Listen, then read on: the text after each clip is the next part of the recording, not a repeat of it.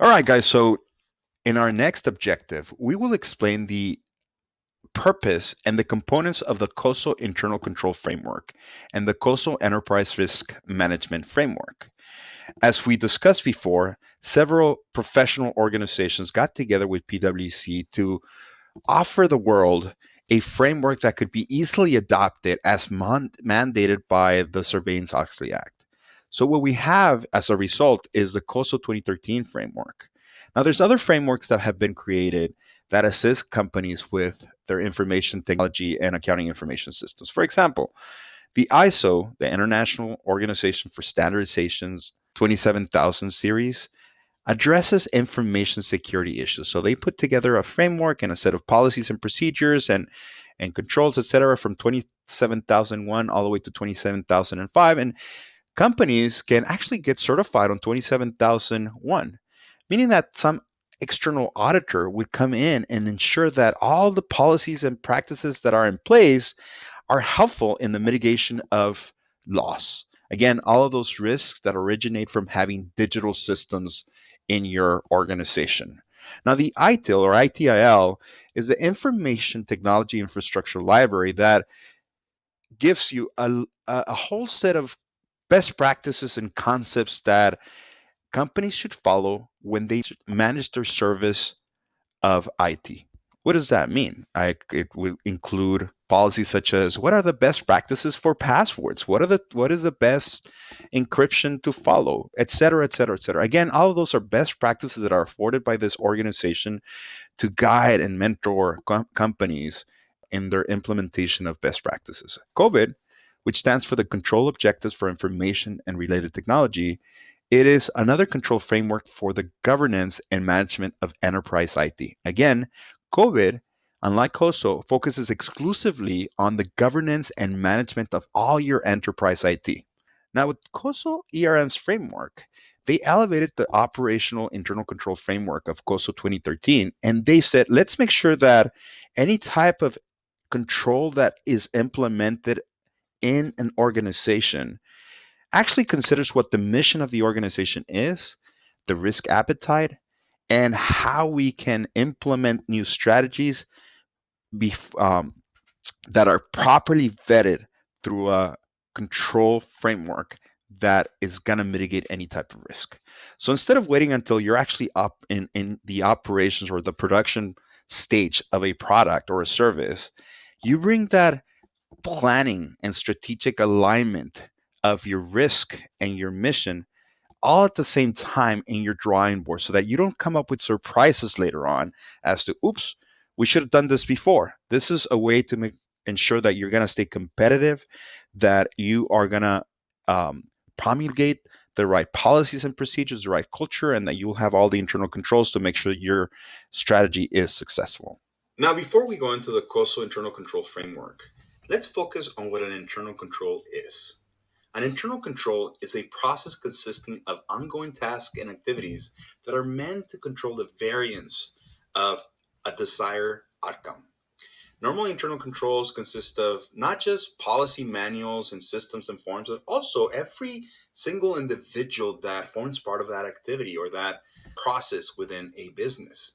Now, internal controls provide the entity's management and its board with reasonable assurance that risk has been mitigated. Again, these are not absolute assurances that you will be providing the board or management. These internal controls are not foolproof, and they're normally geared towards the achievement of objectives in one or more separate but overlapping categories. The first objective would be the operational objective, which will focus on making sure that a business process is effective and efficient in providing a company with its financial performance goals. It also focuses on safeguarding the assets of the organization. Now, reporting objectives are going to focus on making sure that the financial and non-financial statements that a company produces are actually reliable and that they can be easily replicated if somebody were to do an audit. Now, you also have compliance objectives, which will ensure that a company is adhering to any applicable law and regulation that it's supposed to be governed by. Now, let's go into the COSO internal control framework and the 5 different components of this framework. You have control environment, risk assessment, control activities, information and communication, and monitoring activities. Those 5 dimensions, if you will, keep this COSO so well alive. So let's start with the control environment. The control environment sets the tone of a firm. It influences the control consciousness of employees and establishes the foundation for the internal control system. Right? They include the management's philosophy and operating style, the integrity and ethical values of employees, the organizational structure, the role of the audit committee, the proper board oversight for the development and performance of internal controls, and personnel policies and practices that are constantly going to be adjusted to make sure that your environment can really say we are ethical and we are providing controls and we believe in the control system and everybody supports it from top to bottom. Everybody follows that. Our clients know that we are that kind of company and everybody abides by that culture. Right? So it's all about culture, tone, and the buy-in, if you will, from top to bottom. Now, your risk assessment dimension is all the set of activities that you're going to implement to make sure that you're analyzing a firm's risks from external and internal environments. This dimension or set of activities that you'll implement in a COSO framework will allow a firm to understand the extent to which a potential event might affect your corporate objectives. In this case, risks are analyzed after considering the likelihood of occurrence and the potential loss. This analysis serves as a basis for determining how the risks should be managed. Right? Now, the next step or the next dimension of a COSO framework is to establish control policies, procedures, and practices to ensure that those objectives are being achieved and that risk mitigation strategies are in fact carried out. These activities are going to occur throughout a firm at all levels and in all functions. Those will include the responses that you created from your assessment. So first, let me go back real quick to your assessment. Right? Once you analyze a risk and you determine a strategy for that risk, you may want to either avoid it, accept it, reduce it, or transfer it to somebody else. And that type of response, if you choose to accept something, will make up the control activities that you implement in an organization to ensure that those potential losses do not occur. Now, the information and communication dimension of the COSO framework is focused on making sure that information from that control system is flowing within the firm up and down so that if anybody finds that something is wrong, that the right people get that information so that you can make a corrective action immediately and so that you can also prevent that from happening again. These information and communication components of your COSO implementation or the framework really include your interaction with customers, suppliers, regulators, and shareholders to make sure that they are aware of your positions and your controls.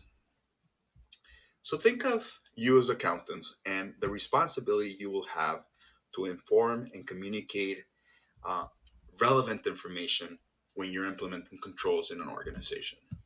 And finally, you have the monitoring activities. These are all the activities that will occur to ensure that your internal controls or the system of internal controls is effective. So think of the monitoring that must go on every day by internal auditors to make sure that the policy to control the cash from being stolen is in fact being effective. How would you do that? Well, you would test and audit to make sure that your cash is balanced all the time, that there's no theft, that inventory is not being lost. If the controls that you've implemented are not working, well, then you would see some shortage, or you would see some people that are leaving the company, or you would see mistakes in the process, variances in the desired outcomes that you want, whether it is in relation to your reporting, your compliance, or your operational objectives. So now let's go ahead and talk about the COSO Enterprise Risk Management Integrated Framework. We took the COSO 2013 framework. We looked at the way that companies are supposed to plan, their strategies, and we said, wait a minute, let's bring risk management all the way to the top. This can no longer be an isolated type of department that somebody works in and they become the annoying department in your organization. Oh, there's compliance coming in saying that I haven't done my timesheet. No, you need to bring that risk management all the way to the CEO level so that every discussion, every new strategy is going through the process of assessment, of identification of events, of determining the appropriate response, implementing control activities, making sure that everybody's being informed and communicating issues, and that monitoring of that system of internal controls is being assessed every step of the way. And notice that on the top of the cube, you have strategic operations, reporting, and compliance objectives, not just the three that we mentioned before. So this is coming up as the new set. Even though it's not on your book, I wanted to make sure that you were exposed to this new framework that is being adopted by most companies. Now, another thing to highlight about the COSO ERM framework is that it expands the COSO internal control framework to provide a broader view on risk management to maximize firm value. So this is no longer about just controlling and stopping everything, but making sure that those controls are in alignment with your strategy and that they're set at the right level of risk that you're willing to accept. This new system provides reasonable assurance regarding the achievement of the firm's objectives. It manages risk to be within the firm's risk appetite, and it identifies potential events that may affect the firm. And that's how this works a lot better than the COSO elemental or operational framework. If you look at this new grid, if you will, you'll find that the objectives are no longer just operational compliance and reporting, but they also include the high level goals makes up your strategy. So now you're going to have strategic, reporting, operational, and compliance objectives under the new COSO ERM integrated framework. So let me focus very quickly on the risk assessment and the risk response. According to AS5, risk assessment is also a first step in developing an audit plan to meet the mandate of the Sarbanes-Oxley Act, Section 404. Now, according to COSO ERM, the risks of an identified event are analyzed on an inherent, control, and residual basis, where the inherent risk is the risk that exists already before management takes any action to control it or to address it. Then you have control risk, which is the threat that errors or irregularities in the underlying transactions will not be prevented, detected, and corrected by the internal control system. And finally, you have the residual risk, which is the risk that will remain after you implement your controls. So that is considered to be the product of inherent risk and the control risks.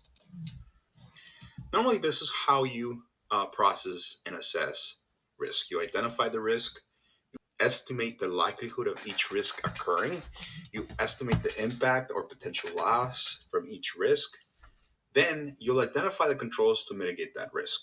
Next, you will estimate the cost and benefits from instituting those controls, and then you'll have to say, is it cost beneficial to protect the firm from the risk, right? Is the cure more expensive than the risk of loss?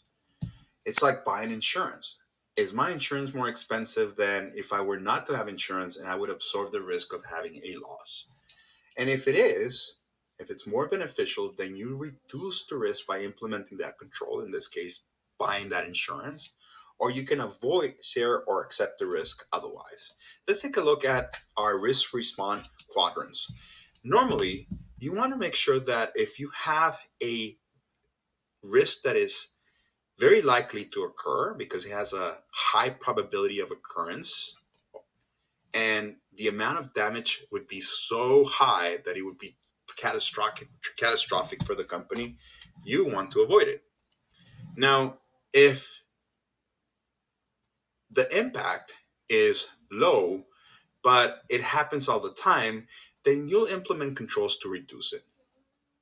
On the other hand, if it doesn't normally happen, if those events normally do not have a likelihood of happening often, but if they do happen, they'll be very expensive, such as a car accident.